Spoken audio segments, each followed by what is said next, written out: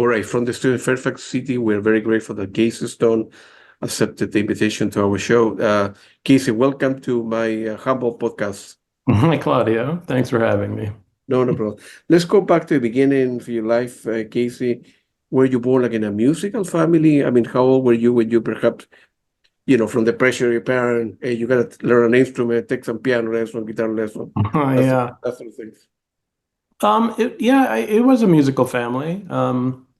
My father played the baritone horn, like a sort of a marching band sort of Sure. horn, and my mother played piano. So it was there was always music in the house. I mean, my dad didn't play that much. He would get it out once a year at Christmas time, maybe to play Yeah, some carols with my mom on the piano. yeah. But actually, my mother also, beyond just playing piano, she was kind of an amateur singer songwriter also, and so I mean she wrote some songs for us as kids. It's just like she wrote some kids music, and then when I was when I was around 9 or 10 years old, she tried a little harder to see if she could make it, as a singer, as a performer. And part of that process was doing some demo recordings in the studio. And so as a kid, I got to go in, some of the sessions and watch, sit in the control room and watch what was going on. And I just thought, wow, this is cool stuff. I love this Right. environment. This is so that's really, I mean, from that early an age, I thought, oh, a recording engineer, that's the job I want. Um, I Good did for start you. playing guitar myself around that same age, maybe a little younger than that even. Took guitar lessons a lot, but I never became a really accomplished. I mean, I played in bands a little bit in high school. I played guitar for the high school show choir band. And probably the height of my abilities was my audition tape to get into USC because I went to the University of Southern California Hmm. as a music engineering. They had a music recording degree program at that time, uh, Wow. Yeah. and so part of the audition process was your instrument, and guitar was my instrument. So I put together kind of a jazz demo tape, sort of, wishing I could be like Wes Montgomery or something. And I mean, I knew I wasn't that good, but I had to get into USC, or I applied to another school too, and they didn't accept me. So USC Yeah. was thank goodness I got in there because that Yeah. really helps. Berkeley in Boston is well known as well. Yeah, I'm quite sure you applied to Yeah, that one as well. It's that's true. but not everybody have the degree, like you said, recording engineer. And then, so feel free to mention how difficult were the studies and to graduate and the program and teacher. Feel free to, because I'm interested in learning the process of somebody like you, any 18-year-old kid out there Yeah, that want to join. They like music, never seen a console before, learn yeah. in that. Well, I did have some experience before, in high school. I would do like we would borrow equipment from the school, and I would record bands sometimes, Yeah. and I would do live sound sometimes. Definitely attending a lot of shows, but also doing some mixing and hanging out with the sound guys and learning what they were up to. So, I had a pretty strong like starting point, but yeah, the USC experience was really good because it was a 4 year bachelor's degree. So, I took normal classes like anybody would, history and math and English and all that stuff. Um, and I had to take pretty much the same as any music major, like for the first couple of years. So ear training, music theory, had to, sing in the choir and that kind of stuff. But they let me off a little bit easy on the music history. I didn't have to take multiple years of music history. I only had to take the easy version of music history. So that was a relief. Um, but but there are a lot of recording classes. They would teach you about tape. One they'd have a class on tape machines, professional tape machines, how they work, how you align them, best practices for recording on it was analog tape. We actually our Yeah. studio had both the analog machine and a digital machine. We were pretty fortunate. So again, we're talking about I was at USC like 89 to 93, basically. Gotcha, gotcha. Yeah. Are analog tape machines still used in some studios, right? Oh, they are, sure. Yeah. Yeah. I mean, it's a hassle, but some people think it's worth it's worth the effort. I have to admit to being less of a like I don't care that much about the tools. If you gave me the choice of I'd rather have a analog console than an analog tape machine, probably. And I'd rather have a Okay. great microphone and everything else digital than Gotcha. some good Yeah. microphones and other analog stuff.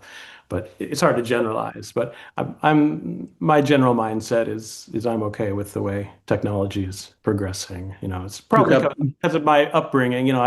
sure, exactly. I Yeah. didn't Yeah. like cut my teeth on how to exactly slam a snare drum into an analog tape machine and and the results of that. I got you. No, I understand. And I mean, I'm the process of learning all this technology, so it's not that easy to learn. And But yeah, the digital has gotten, I mean, it's gotten so much yeah, better. yeah. Some of the early problems with it were solved, and Mm, uh, and now there's pretty good quality emulation. Our modern plugins trying to give you a vintage sound, and they really analyze what did that old piece of hardware do to the sound, and they analyze it and they try to model it digitally, and they're pretty successful at it. So good. it's kind of have a best of both worlds going on right now. Gotcha. I gotcha. So when you were at USC, how did you get involved in film scoring program to begin with? Because Yeah, that's a good that's question. what you, yep. Um, Yeah, because I didn't know anything about film scoring really. It wasn't something that was really on my radar when I went there. And yeah, strong connections actually were made there because they had a USC, besides having, of course, music school, they also had a special 1 year degree, not a degree like I don't know what they call it, a certificate program or sort of an advanced 1 year program for scoring, for composers to learn how Yeah, to record, to write music for commercial projects, TV and film and that sort of thing. And so, yeah, early on, at first the music school, the recording arts were with the recording arts department. The students would actually record those students' work, gotcha. So I got to see. I was younger when that was happening, and I was just I wasn't even supposed to be there really, but I was kind of watching and cleaning up, rolling up cables after the session. Um, so I was like, oh, this is kind of cool. It's interesting sounds. You get to work with a lot of different types of instruments. So I was into it right away. Um, Now they pretty soon realized that having student engineers record the student productions with all students, it's like, good luck getting anything decent decent out of it, so everybody can screw up. So because these people going through the 1 year composer program, they want to have some good recorded music by the end of it, they can show off to people. So Sure. that program just sort of I did actually stay on board with them. I started recording some of their sessions, and then for a while I recorded all their sessions, in future years after I had graduated. And then eventually they started just doing stuff at some bigger scoring stages, and I stopped at that point. But so yeah, that's how I was exposed to it, and it Yeah, just gotcha. felt something that could be good for me. Right. But I mean, the I love, I teacher, love, I love making albums too. Not that I've yeah, done a lot of it, but I do, yeah, I do know the process of being with the band and going through their journey of making an album, recording and mixing it, and that's a pretty special thing that is yeah. that is to do. That I would like to do it more, but.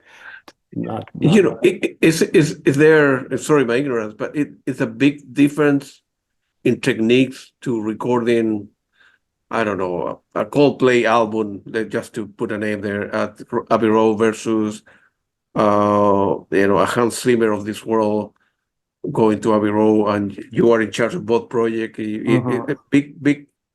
big technical difference. Your approach is different. Hmm. That's a deep question, Claudio.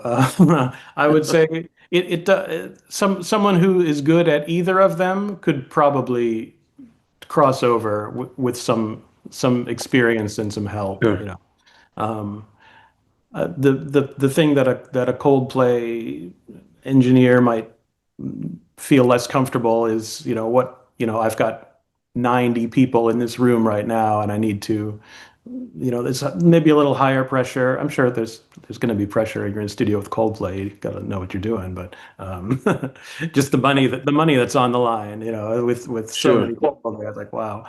Um, and just techniques that some like a rock engineer might not know some of the techniques that we use to record orchestra and get sort of a traditional orchestra sound. So this could be a little bit of a learning curve. And then go in the other direction. Yeah, I don't know. They can do it. I think one of the maybe if I wanted to be critical of myself or maybe some other scoring mixers is that we don't deal with vocals that often, and in a pop music it's all about the vocal, right? That's the sure, most sure, sure. important thing. So like keeping up on the way pop vocals are processed these days and just really I mean, I feel like I'm pretty good at it, but no one hires me to do that, so maybe I'm not. Yeah. Well, on the other hand, in film score, in my same example, gonna be a room of, I don't know, 60, an orchestra, and X number of violin and cellos player, and putting that together and recording that, it isn't an easy thing. You know, No, you specialize in that, yeah. but what was the first kind of professional gig? You're still living there. We're living in California before you moved Yeah, yeah. I was in Los to Angeles London, for a long in Los time Angeles, until about 2009. So I had I had pretty much established, I mean, I had established my career in Los Angeles. in Los Angeles, right? Yeah, A lot of films, worked on the big scoring stages there. yeah, So, yeah, I don't know.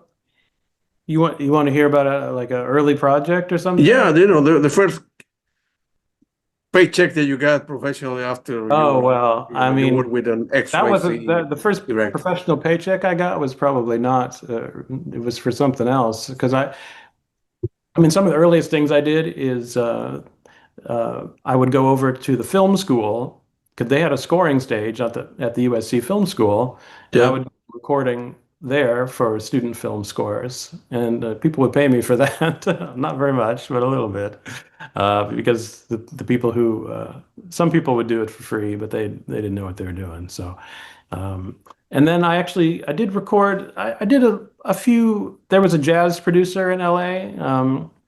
That It was a company called Red Records out of Italy, and so I recorded an album for example, Billy Higgins, was West Coast jazz drummer.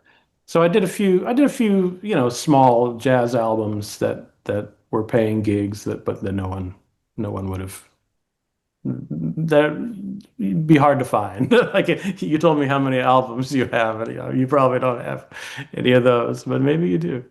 I'll give you a list later. sure, sure. But and that I was also an assistant engineer, of course. You don't necessarily just get to jump in. So I assisted at some music studios, and I assisted at some scoring studios. Um, Just trying to think of a good one to start with. Yeah, or maybe that's good enough. I'll tell you some Sure. other. That's good enough. So you were living there, and then, if you don't mind, what was the motivation for you to move to Oh yeah. London because Los Angeles is the capital of the heart of the film score industry. I don't Yeah. know, of It is. course, London is as well, but Yeah. I imagine that Well, you let's just say personal reasons. That okay, was I got it. Yeah, it wasn't trying to advance my career or anything, and yeah. I didn't get kicked out of town or anything, but No, I don't know. but no, You don't seem the type. yeah, it was for reasons completely not related Okay, to yeah, the yeah, business. But fortunately, and it was a little scary, of course, to change, change situations when everything has been based in LA. But yeah, thankfully, with technology and like some of the main composers I worked with, especially Christoph Beck, I've done so many scores with Christoph Beck over the years. And I said, "Hey, Chris, I think I'm moving to England." And he's like, "Oh, okay. So, we'll find a way to keep working together." And we've done all three Ant-Man movies. We did Frozen. yeah. So many big movies. So it was I got you. great to have his support with the move. Yeah. Sure. At the beginning, back in in '96, you did the Biodome for composer Andrew Ghost, the Boogie Night, right? And the John Ottman on Halloween H2O. Those are for people that like movies. Are that very good score actually. And I have a lot. I don't know within my collection of film score. I have at least 1,000. At least 1,000. I Wow. mean, a lot of because I like electronic music. I have a lot of obscure, yeah, the John Williams and the Pino Donaggio and the Hans Zimmer and all those people. I have the Ennio Morricone as well, but I have the Mhm. music. But I'm always um, looking for more more stuff. And uh, why someone why someone that you're in the recording or the mixing and of thing? Why would you think that John Williams and Hans Zimmer are are well known or perhaps quote unquote better than anybody else? What was different, let's say, Ennio Morricone? What was different about Ennio Morricone that another John Doe couldn't do? That Wow. I'm not the sure you're deep question. I don't not know sure the you're answer to asking the that. right guy on that question. Yeah, Um, yeah, I mean, there's some level of skill, some level of luck working yeah, on movies that everybody yeah, loves, and but I wouldn't take the skill away from any of those people that you mentioned. That's for yeah. sure. Creativity and the tenaciousness Mm. of their career building. Those are all very impressive people. Take it like I mean, it's the same really for composers, directors, and even someone like myself. It takes a blend of ability and networking and promoting yourself, which I don't consider myself too good at, but just Really? just hanging in there, taking the You're too humble, opportunities man. Uh, and loving it really, actually, because yeah, you feel like, oh, I got to do, you're kind of beaten down. It's like, oh, I got to do this, people will sense that, and so my enthusiasm is always genuine. I still love doing this, and I appreciate anyone who gives me the trust, the opportunity wish. to Yeah. Do you see enjoy. a lot of? Do you go to a lot of movies? I don't know. Do you hear a lot of film score or buy music Um, or you I try try to not? keep up on things. Sure. I mean, yeah, Yeah, we just watched the new Mission Impossible movie in the yeah, cinema. yeah. From time to time, we'll go out into a big watch a movie, but I mean, so much, pretty much every night, watch something on Netflix or Amazon or something. I actually, I, oh, go ahead. are you the type of guy that kind of listening for your kind of professional lens and Oh say, man, yes, yeah, they are hard to not do it. It's like a chef it's that hard goes to to a not do it. restaurant, man, this pasta wasn't cooked well enough, or they didn't add, I don't know, salt or whatever the people do. It's hard not to do it, right? Needed more salt. Yeah, no, it is. It's hard. You're kind of spoiled in that, or Yeah, your judgments can't be quite as fresh as somebody else just watching it and enjoying it. He's sort of like, oh, what's he doing there? That sounds yeah. good. That doesn't sound good. Yeah, it's too low, it's too high, or the cue is wrong and Yeah. Right. makes for a couple seconds. I don't know. I imagine that. I have seen a lot of movies where the music is, in my humble opinion, is not that great, and vice versa. A lot of terrible movie where the music is great, and I'm always wonder how they can put it together. Because let me explain myself. You know, the budgets in movies is going down and down and down and down. Director or producers, in my opinion, look down in music as this is the last thing. We need to hire Tom Cruise, whatever, right? But the music is looked, I don't know, maybe too late in the process, instead of working with, hiring someone in a composer, or you bring it in the mix early, and not also at the same time, people, when they go and see a movie, they don't go to see a movie because it was scored by, Hans Zimmer and then you did the mix, right? If you ask anybody down the street, 99%, well, because it's an action movie and it's Tom Cruise there. No, because the music was scored All by right. Hans Zimmer, in my example, and you end up mixing that way. What's the trade-off there? I mean, that's a difficult First of question. all, to Sorry. be clear, I have never mixed a score for Hans Zimmer. That was No, a, no, no. But I'm using him but as an example. yeah. Uh, I feel like there are a lot of talented composers out there, and Yeah, it's really whoever's in charge of the film. Usually, would be the director. Could be a producer. Sometimes it's more powerful than the director, but they really tell the composer what to do. The movie's got temp music in there, temporary music that's put in to yeah. get a sense of what it's going to be like when the final music is in. So there's already, it's pointing in that direction. We want something kind of like this. Um, so yeah, it's certainly no reflection on what composers can do. I don't think it's more what they're allowed to do, or the constraints that are put on them, maybe by people who are not willing to take a risk to have more creative music. Maybe it's just a fashion that they want music in the movie, but they don't want it to be too noticeable. They're like, yeah, just give me a little wallpaper music back there, some ba ba ba ba ba ba, good enough. Gotcha, gotcha.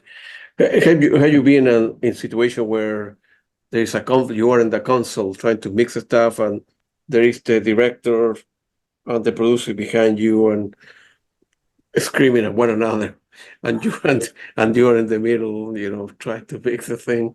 In general terms, that it happened often, or where there is a conflict between. No, that doesn't happen. I mean, those things probably happen, but it would usually be at an earlier stage, Mm, earlier in the process, mm. because the way composers work these days, they've got we call it a mock-up, or they're already working on the score with their programmed, sounds and programmed orchestra, synthetic orchestra. And so they'll send those to the editor of the film. The editor of the film will put it in. People will watch it. They'll talk about it. So most of those arguments happen earlier. Earlier, right? Yeah. So usually when you're at the score, when you're like sitting there and the orchestra's there and the director's there and the composer's there, it's just little things like, oh, let's make that a little bigger. We want this. Let's make that moment a little bigger. Or they'll say, that hit needs to be a little. Let's build it up earlier. Things like Gotcha. that. That you can do them later when you're mixing to some extent, but it's better if you get the orchestra to play it just right the way. way they're feeling it. And in some sense, the amount of arguments depend on how much someone has been paying attention throughout the whole process. If sometimes the director will, be at the scoring stage and like, like sort of not remember that they approved the cue like that. It's like, no, this is what we talked about. So So you need to have it in writing, in maybe. those situations, I'll just sit quietly and let them talk it out, and we'll decide what to Sure, do. sure, sure, sure. Not my Uh, position to have an opinion on most of those things. Gotcha. You work in, you recorded the orchestra in the film called Mary, right? Recently, right? Yeah, Feel free to elaborate on the process of putting that together. yeah. No, I'm Catholic, so I'm biased, right? So I like the movie, and I watched your interview with Tim. Yeah, that was a really good uh, one. thank you No, very I much. didn't really know him before that. Yeah. And usually when I like keep an eye on my credits or I tell people what I've done, I tend to really only talk about things that I have mixed, because that's mixing is like, it's kind of the final putting it all together and making the Mhm. sound. On that project, I recorded the orchestra, but Yeah. someone else mixed it. So um, my experience of that, yeah, it was great. I got a call from the musician contractor who was who handles the logistics for the sessions in Glasgow, Scotland, and they told me what it was about, what it was for, and I said, "Great, that sounds fun." They've got a really nice, pretty new recording situation up there, new studio, and nice facilities, good microphones. Um, and I know they were really the schedule was really tight on that one, as Tim mentions in his in his interview. So they were on. I was up there in Scotland, and no one else from the production was in the room. It was just that, Tim had the director at his studio, and so they were listening live over the internet while we recorded it. And Wow. it all went pretty smoothly, and he wrote some beautiful music, and Yeah. it Yeah. came out sounding great. Yeah.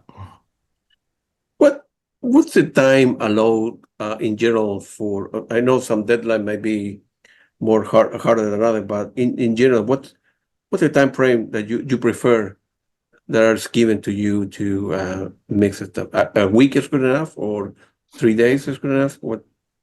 Well, yeah, it depends a lot on how much music it is, of course, Yeah. and how complicated it is to mix. I mean, some scores are easier to mix than others. It depends a little bit on like how many different elements there are. If there, there's choir, there's orchestra, there's guitars, there's all these things, and if they're recorded live, then I have to really shape them and make sure they fit in the mix. And it takes a lot of care to put those together. So if it's an hour of that kind of music, I might want 6 or 7 days to do it, something like that.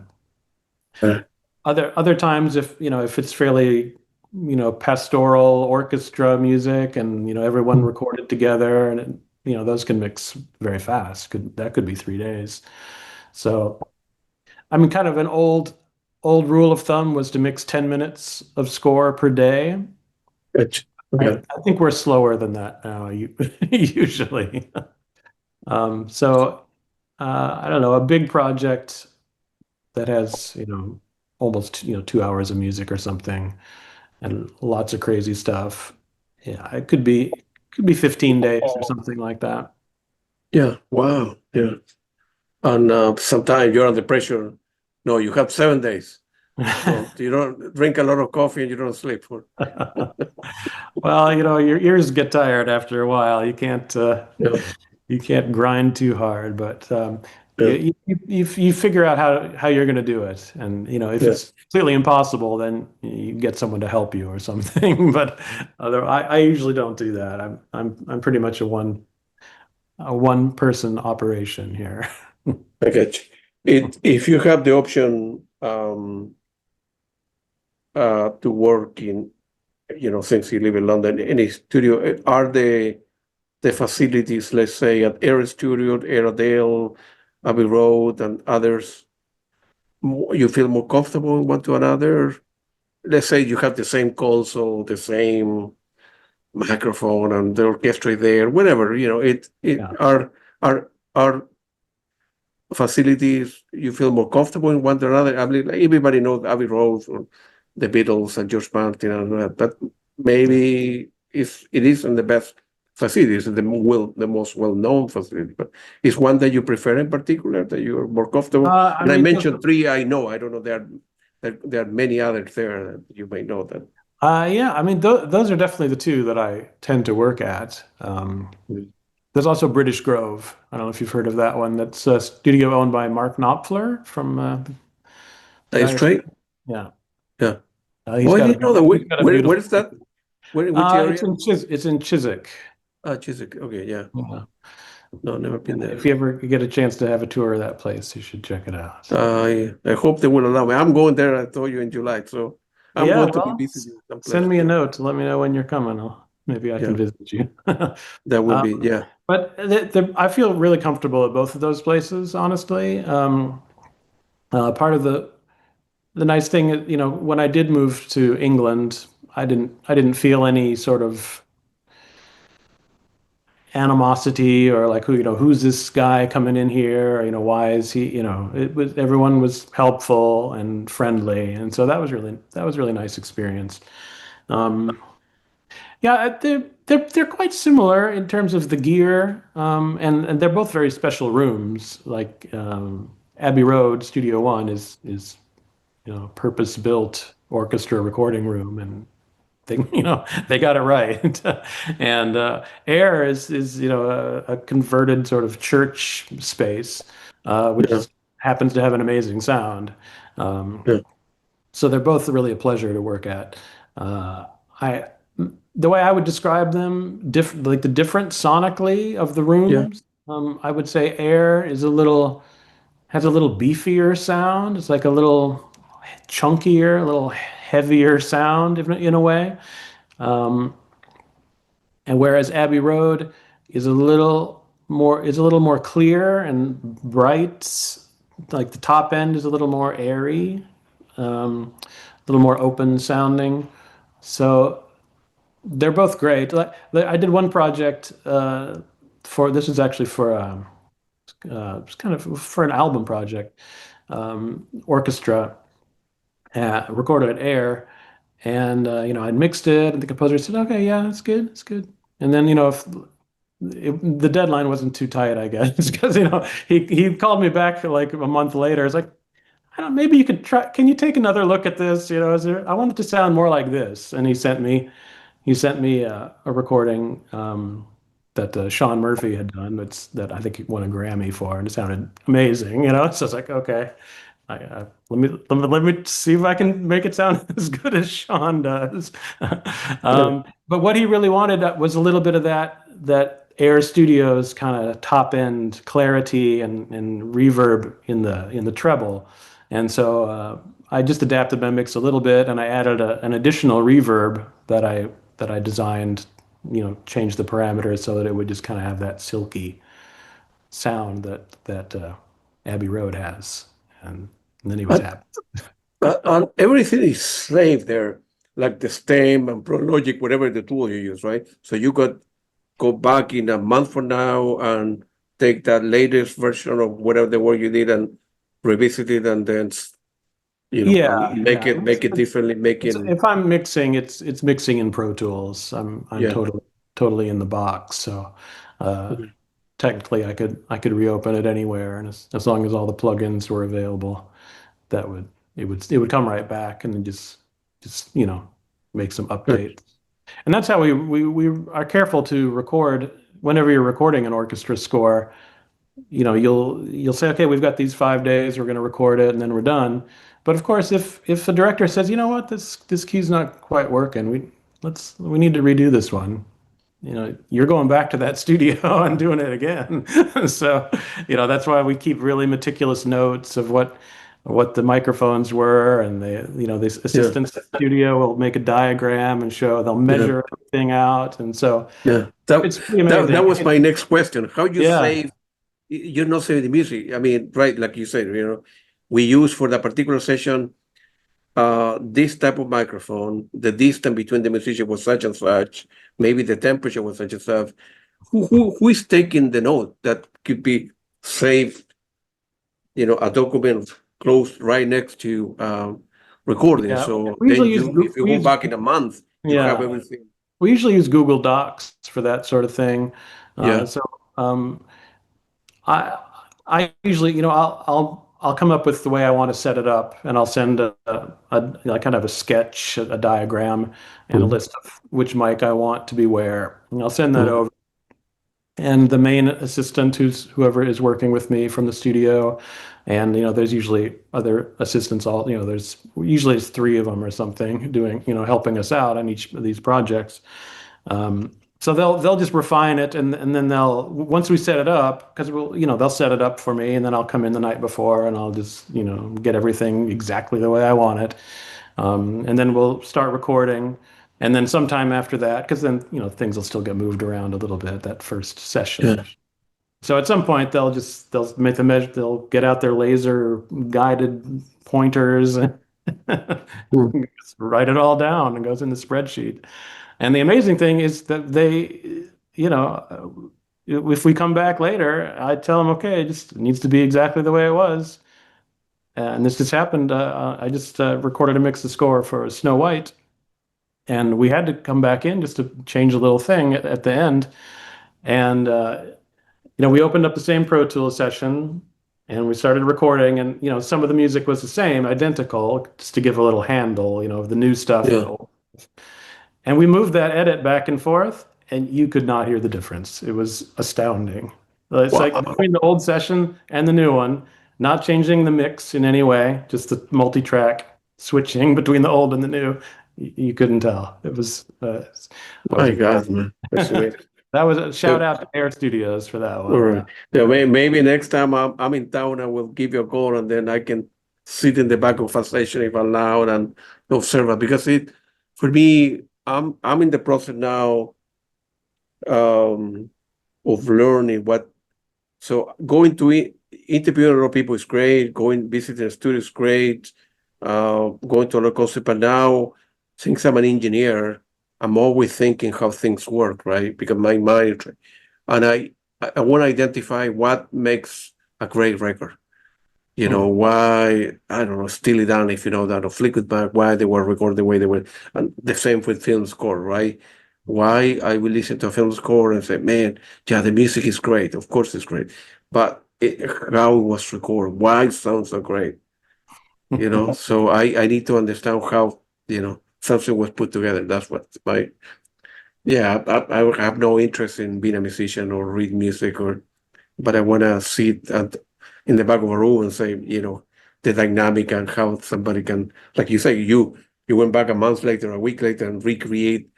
You grab the spot tools and the notes, the Google Docs and the Yeah. temperature of the room and what pipe. Well, the temperature, that could be a little bit of a wild card, but yeah. Really? Yeah. Well, if I'm doing a session and when you're here, I'll Yeah. certainly I can see. be your assistant there. Move the cables around, and I'm happy to help in anything I can. Well, we'll keep you away from the cables, I think. That's right. And Mission Impossible, Yeah. Rock Nation, Abbey Road Studio One. What memory do you have for that one? I do have, yeah. That was a great project and very exciting because that big franchise movie, that Mhm. it was like, you know, I do a lot of movies, but only some of them are like, oh, that's a big movie, so it's Yeah, always great when that happens. yeah, Yeah, I do have a memory of that, which was the very first day we were at Abbey Road. Um, so this, like, the first cue was about to be recorded. And I, hadn't set levels really, just only guessing, haven't heard anything. So, Joe Kramer, the composer, goes out there, and they bring up a cue. It was a pretty long cue that kind of started quiet and then got loud. And it was called maybe Lane's theme or something. It's like it wasn't in the end credits. It's yeah.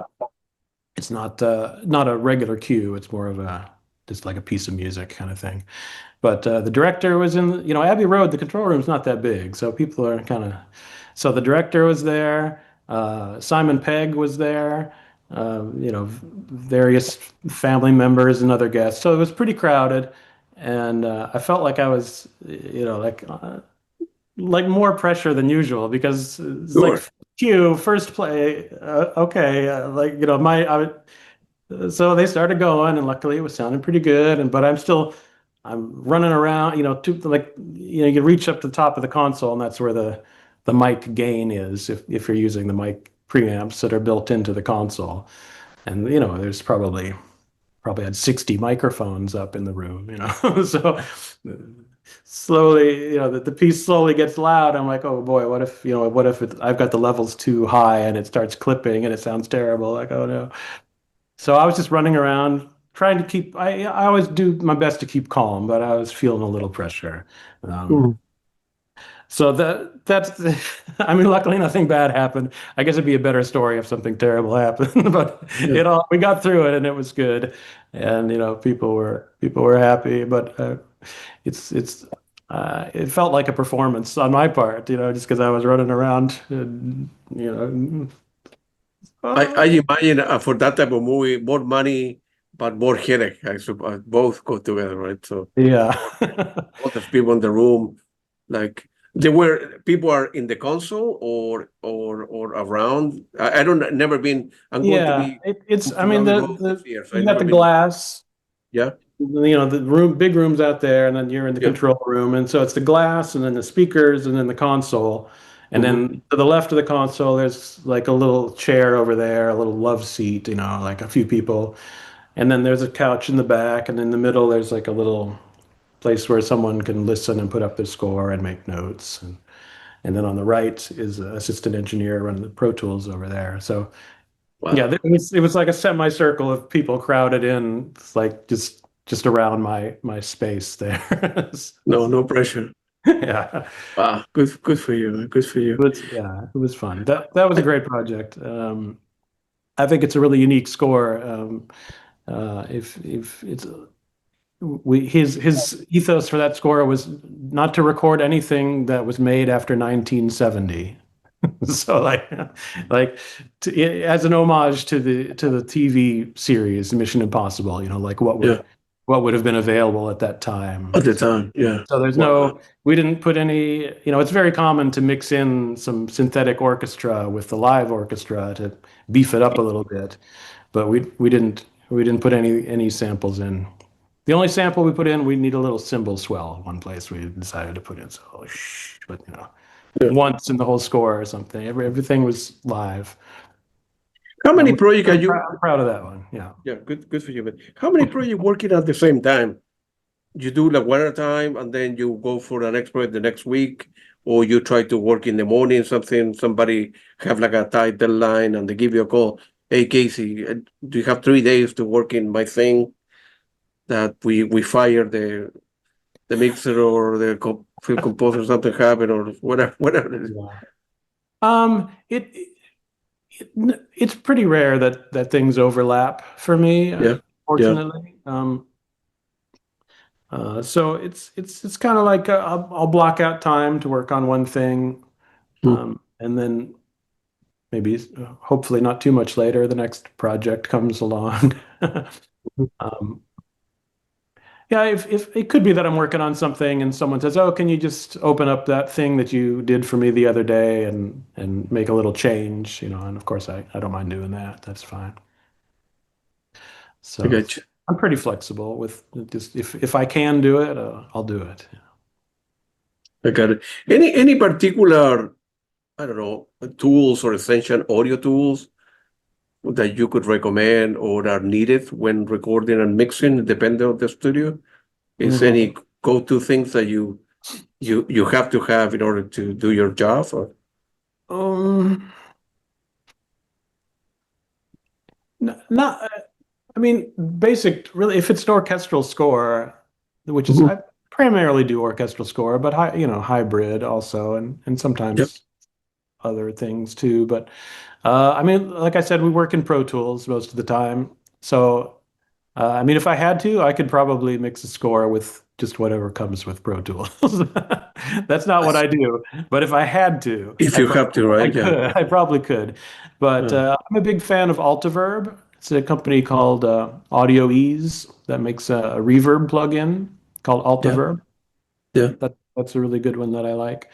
Um, there is I use another reverb I like. It's called Stratus. Um, Stratus and Symphony is the other one. They're distributed now by they kind of a couple companies bought some other companies. So I'm trying to. I think you find them at they're technically part of Native Instruments now, I think. But those originally was Exponential Audio was the company. Mm. I like those. Those are some reverbs are quite important in film score, especially orchestra. So that's because it makes it they can different reverb plugins can have a pretty different sound, and so that can have a pretty big impact on on the end result, especially if you're recording in a drier room like the scoring stages in Los Angeles are relatively dry compared to Air and Abbey Road here in London that are quite reverberant, and they give you a lot of there's a lot of room sound that you get automatically. Um, I use pretty normal stuff like Fab filter, EQ. Um, what else? I mean, I have way too many plugins. Partly because a lot of companies are into the sort of rent our whole like lease our whole catalog every year. So instead of just picking a couple plugins you like, you end up with all of them, whether you need them or not. Yeah. And imagine take it should take time or to learn the plugin, right? So Yeah, when it can. Yeah. I mean, most of them, if you've learned the basics of recording engineering like I did, you sort of know you know how a compressor works, you know how a EQ works, and you know what the knobs are called and what they're going to do. So yeah, it's in for simple plugins, it's essentially you just kind of map it. It's like, oh, maybe they've got a weird name for something, but it's the high frequency gain. Okay, it's the shelf frequency that you want to change, and it's they're getting easier, really, because the Fab filter one, it's got a graph, it shows you a graph of the EQ. So if you want to boost highs, you can click the little dot and raise it up, and you see, oh, it's raising the highs. And so it's very intuitive to use. Um, there's some new generations of plugins that can be a little more. You have to really listen to hear what they're doing and to see if it's making it better or not. Like Soothe, there's a plugin called Soothe that the idea is sort of to take out some of the ugly edges of the sound. If a sound is a little too harsh or something, or it's kind of resonant in a weird way, maybe because it was mic'd in a room that wasn't very good. Something was recorded in someone's little tiny studio or tiny closet or something, and it has some resonant frequency problems because it's in that small space. It's designed to kind of cure some of those problems. Just as an example, there's a lot of them. But EQs, compressors, reverbs. mm, I mean, that's really the basics. We got some analog emulation, like I told you earlier. You can yeah. you can tell it to simulate as if you were running a tape machine. It'll give you some of Mhm. the characteristics of tape or the characteristics of certain classic consoles. I use there's some Waves. The company Waves has an Abbey Road collection where they've modeled some of those like 50s and 60s consoles. I'll use that from time to time to add a little, just if something sounds a little too clean and you want to mess it up a little bit or add a little crunch to it. Of course, of course. Yeah. Is the console SSL I think it's called 9000J, still around, is still used, or The very console, that was was one of my, popular, or it is popular yeah, maybe. that was one of my first like Yeah, consoles that I was like desperate to work on. There was good a for you. really nice mix room in Los Angeles called O. Henry Studios, and they had a live room, one of the studios with a API console, and then the room next door was a mixing room. It was really plush and like cool looking, and had a giant SSL 9000 there. And like when I was working in recording something, you know, a little younger, you know, I don't know what year it would have been, mid 2000s or something, early 2000s. So Yeah, I was there when they actually rolled that console in. You know, they were installing the console, the SSL. So I saw it like halfway out the door, and I'm like, I'm going to work in that room someday, you know. And I good for missed you. a few scores in there. Good for So you. yeah, I Yeah. really like that one. But you know what happened was we kind of had to switch to digital consoles. That was an analog console, a good Right. sounding console, but just the complication, the way we route things, and we mix in different stems, so we don't just mix everything together into a 5.1 or a stereo, or Yeah. we subdivide it out, you know. So your whole mixing chain gets a little bit complicated before it gets finished, you know, before you hear it all together. Um, so digital consoles were advantageous for that. And the other thing was the instant recall, like we have with Pro Tools now. You could get that with a digital console. So the digital console that I loved for many years was called the Euphonics System 5 digital console. It was really great. Um, Chris Beck actually bought one of those and had it at his studio for a number of years. Um, Yeah, I mean the SSL could do recall, but you had to, you know, you had to turn all the knobs. It showed you where to put the knobs, but you had to turn them all. So you want to open up a mix, it's, you know, 45 minutes or something of knob Wow. flip. Yeah. Wow. The So yeah. importance of microphone and recording, of course, is important, but I mean, I don't know. I imagine that gonna be one microphone that I don't know, they're $300 just to put a number, or other maybe $10,000. Yeah. And of course, all the studio may have, the 300, the 500, and the 10,000 dollars. It's a big difference between a 10,000 one or a 500 one for you, Um, mixing and recording and you don't, yeah, the crazy expensive ones tend to be, you know, vintage ones, yeah. like tube microphones that are, you know, original from the 50s or 60s or Mm. 70s or something, like you know, a Neumann M50 is a popular classical microphone. You've seen them. It's, you know, they're kind of like that big, and they're round, you know, and you hang them on the, if you use the Deca tree Yeah, system, correct. Yeah, yeah. So you've got three of them up there, and they do a special, you know, they have some special characteristics, so it's no doubt why people still like them all these years later. But yeah, if you put, you can buy three Sheps microphones and put them in the same place, and you get almost the same sound, possibly a better sound, depending yeah, on the score. So, and Sheps cost like $2,000 each or something like that. So I right. don't think you're not going to get a great microphone. You're not going to use you're not going to want to use a bunch of $300 microphones, Yeah, but you could use a bunch of $1,000 microphones. You know, uh, 1 to 2,000, 1 to 3,000, and be mm, good. Um, for orchestral, I would say.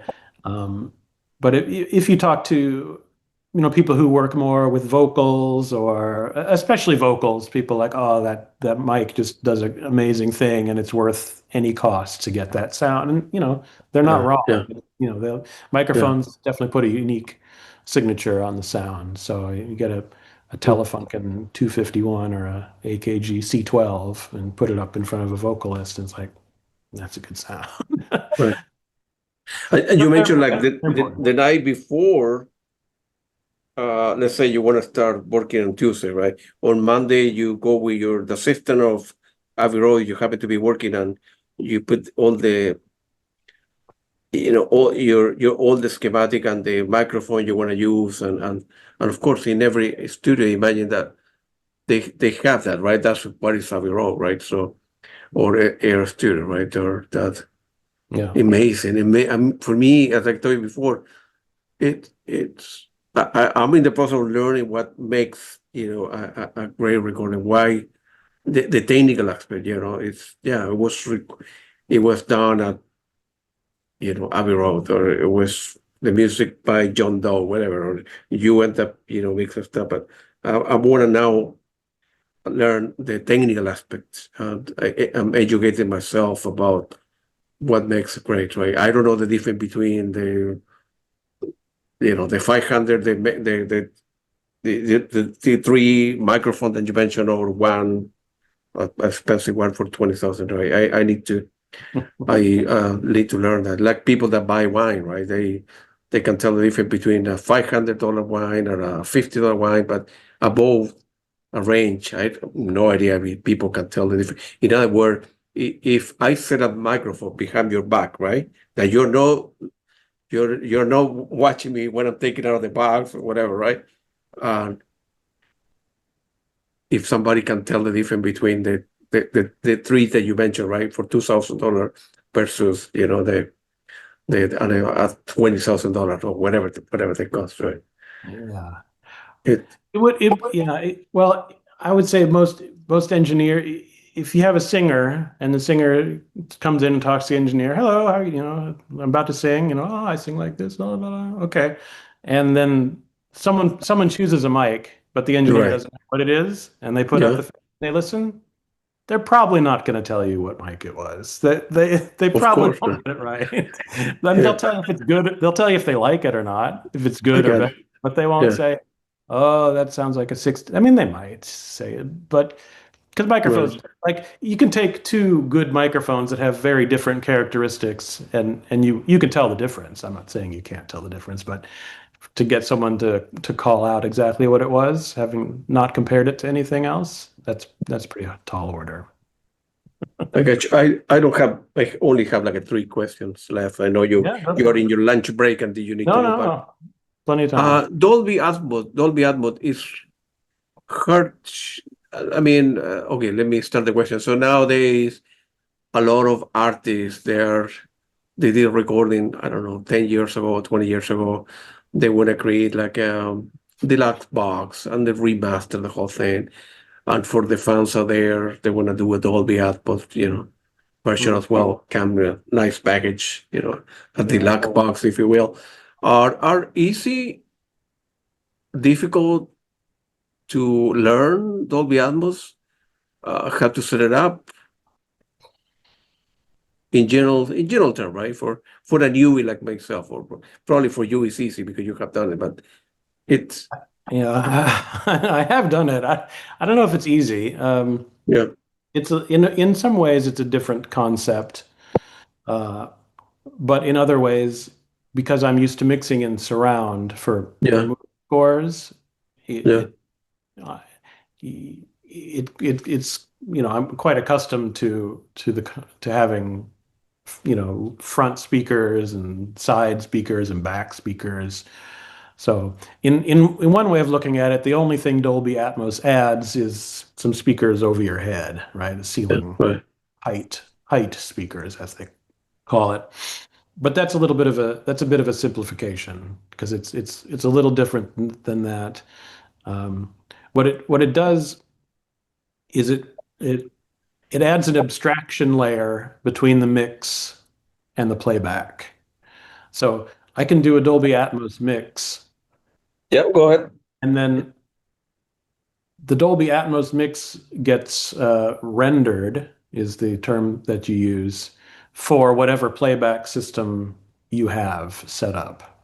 So a common music-oriented setup is 714, right? Which means left, center, right, left side surround, right side surround, left rear surround, right rear surround, left and right.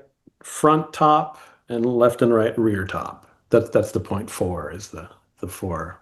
So Yeah, good. that's a pretty common, and like it's the minimum setup that like Apple would recommend for someone who is doing Atmos mixing and or mastering and approving those sort of things. Um, but for example, in the cinema, think of how many speakers there are in the cinema, right? There's the whole both Two walls. rows, the two rows, right? Yeah, each in an Atmos setup, all of those speakers are their own channel, right? They're independent. But like old school film sound, all the speakers on each side of the wall, well, they all play the same sound, right? It's the same channel, just a bunch of different speakers. So if you've got tons of different speakers, the Atmos can use that to render the mix more definitively around the room. Perhaps I should. It's a deep concept, but you're asking more how you would set it up to listen to it, or what I have Yeah, to I do? mean, for you, how Yeah, it's an artist, they wanna yeah, do the 5-1, the stereo, the 5-win mix, and the Dolby Atmos mix for the, I don't know, a deluxe box, the Roxy Music, just to yeah. mention a name, right? But Well, the best way to do it, the yeah, best way to do an Atmos mix is to have access to the original multi-track and okay, essentially remix it from right, scratch with your new ability to have all these different channels coming from different places in the room. The other way that is probably more common that Atmos mixes are done, um, often when albums are made, I don't know, starting when, maybe the 90s, let's say the record company would ask the artist to deliver some stems of the record of the song, right? So you get the full mix. The normal would be the full mix of the song, stereo, and then you'd probably do an instrumental mix of the song, just so you have one if someone wants an instrumental version. But you could also go through and just say, okay, I'm going to print the drums now. I'm going to print, rhythm guitars now. I'm going to print lead guitars now. I'm going to print bass. I'm going to print the percussion, lead vocal, background vocal. So you end up with, they're all stereo, but it's pieces of the mix. We call those stems.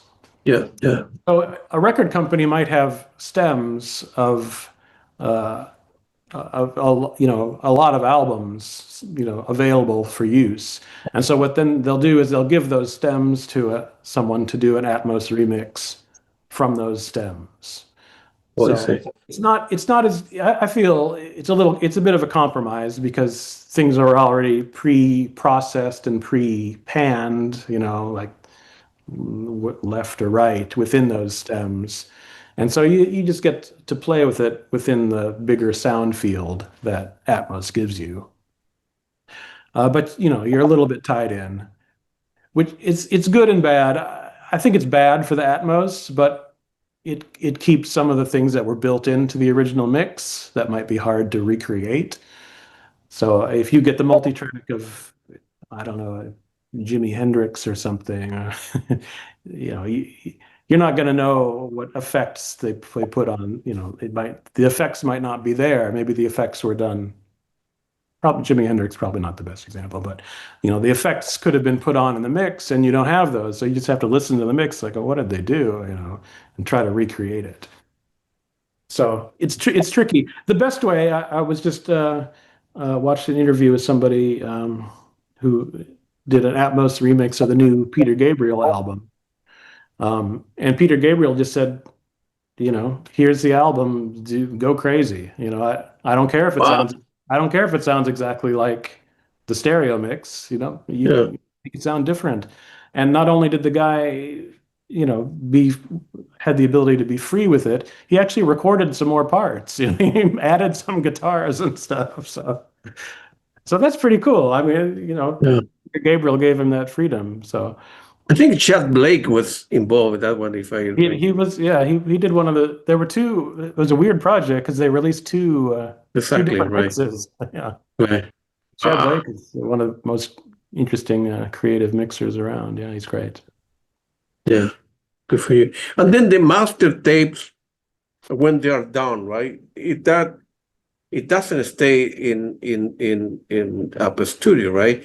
In other words, Aero Studios or Abbey Road doesn't have like a storage room where they pick them. They go back to a storage facility somewhere, right? Where they store, and Yeah, then when you request that, they call back somebody to deliver that to a box to a yeah. particular studio, right? The studio wouldn't have that. Like for albums, the record company would have The them, record company, their yeah, archives, and for film scores, the production company or the film studio would take a copy. I mean, these days we just when we're done, we just upload everything to their server, and they have to that's very handle interesting. they have I to would love to handle. visit one day at like a factory where you hear all the I don't know the Genesis, the Peter Gabriel, the Pink Floyd stuff that were from Arista or Yeah, one of those little Capitol, no, vaults. Yeah, that would be the cool. Vault, yeah. Every so often, remember when you were living in Los Angeles, remember there were a couple fires somewhere, they lost, Yeah, X number of tape, master tape. What a tragic. crazy thing that is, man. It's awful. Yeah. What are you working nowadays, if you could mention without getting in trouble? Um,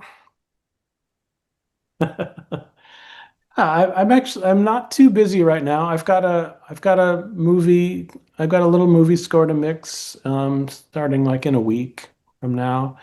Yeah, Um, I'll have to leave those under wraps, but sure. yeah, no, I mean my schedule is not too crazy, which is the way Right. I like it. So it keeps me fresh and Yeah. But you need to keep busy. You need to pay bills, right? You need well, you do money need coming in. To a it's certain you extent, you want to can't take a do week not off, but that's exactly. trade-off between busy and bills. Yeah, that's right. That need to be. Hopefully someone will ask me to go up and record in Scotland again because that's kind of fun. I've done that a couple Yeah, times. I good for you. love recording at Ayr and Abbey Road, so Yeah. who knows? Any particular place in the world that you wish, man, if you have like your birthday, somebody can pick a wish, a reasonable wish. Any particular artist that you want to work, any particular studio that you want to work, if you have the opportunity, or Hmm. I have always wanted to go to Real World Studio, so you'll have to let me know how that is. I've never yeah, been. it's an amazing place. Yeah, Yeah, I've been there a couple times, and I know you know, the lady and the guys that end up winning the Grammy for Peter Gabriel for I.O. album, right? hmm. The concert is great, but then I'm not there yet, right? If somebody were to ask me, okay, you have a budget, I don't know, $10,000, right, to mix in in the Abbey Road, Air Studios, or Real World, can be done then the same thing in the three of them, probably, but I don't know. I'm not there yet technically to differentiate. No, you couldn't do that, but or can the other way around if they hire you, let's say, to do that, and you pick any facilities. Well, what the work that you're doing at real world will be better, different than Air Studios. I Yeah, don't know probably technically. I don't know, not. right? Especially if we like to work in Pro Tools, Yeah, then it's like there's no console that's shaping the sound anymore. that's right. That's right. Yeah, Really, so working in different places, it's more just like enjoying the surroundings. yes, that's right. There's Yeah, good food available, but I yeah, mean the most important is like the would be the monitoring quality, like yeah. how well you hear what's going on, how well the room is treated, um, and the speakers. I mean, I'll often bring in, I'll pretty much use my own speakers all the time, wherever I am. But You bring your own? yeah, Oh, really? yeah, Oh, wow. it helps for consistency. I got you, I got you. Now, if because I'm biased, right?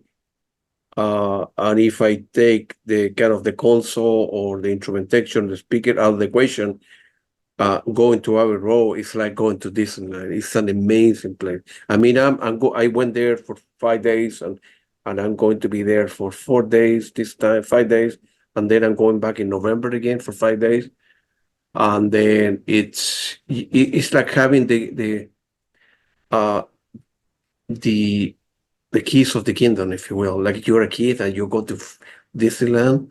It's an amazing place because in the back they have 4 rooms, and in the back where you stay, you sleep there, and the food is okay. But walking around the surrounding, it's an amazing experience. It's an amazing experience.